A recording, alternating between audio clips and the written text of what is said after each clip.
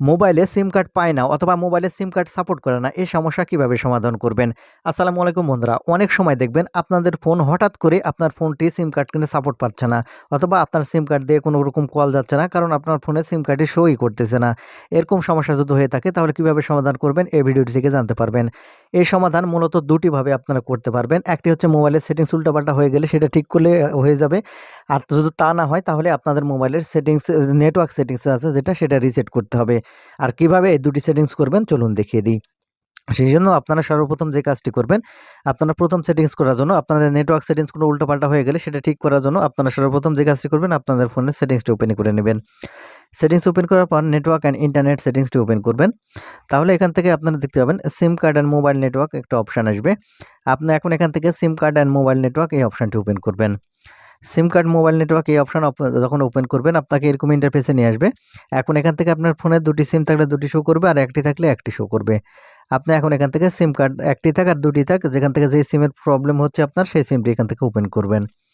Open করলে প্রথমে এখানে আপনারা দেখতে পাবেন সিম কার্ড অ্যানেবল। এটা যদি আপনার অ্যানেবল না করা থাকে অবশ্যই এটাকে অ্যানেবল করতে হবে। অ্যানেবল করা হয়ে গেলে এখান থেকে একটু নিচের দিকে আসবেন। নিচের দিকে আসলে এখানে আপনারা লক্ষ্য করলে দেখতে পাবেন প্রিফারেন্স নেটওয়ার্ক টাইম। এটা কিন্তু খুব অত্যন্ত গুরুত্বপূর্ণ। এখানে উল্টাপাল্টা হয়ে গেলে কিন্তু আপনার ফোনে নেটওয়ার্ক পাবে না, সিম কার্ড শো করবে না।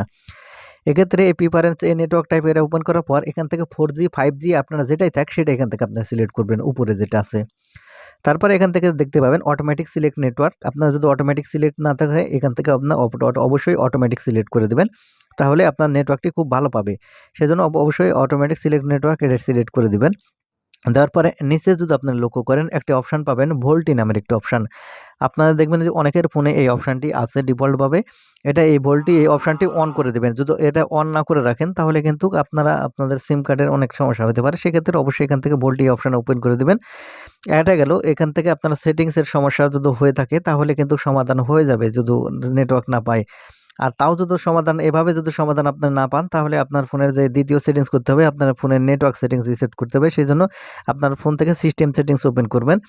সিস্টেম সেটিংস ওপেন করবেন, তাহলে এখানে দেখতে পাবেন রিসেট অপশন নামের সেটিংস পাবেন। রিসেট অপশন সেটিংস ওপেন করবেন। করলে এখান থেকে প্রথমে এখান থেকে দেখতে পাবেন reset wifi mobile data and Bluetooth এই অপশনটি ওপেন করবেন। ওপেন করার পর এখান থেকে আপনাকে দেখতে পাচ্ছেন এখান থেকে কি রিসেট হবে। এখান থেকে wifi, mobile data and Bluetooth এই ৩টি অপশানটি এখান থেকে রিসেট হবে। আর রিসেট করার জন্য এখান থেকে রিসেট সেটিংস এই অপশানে ক্লিক করবেন।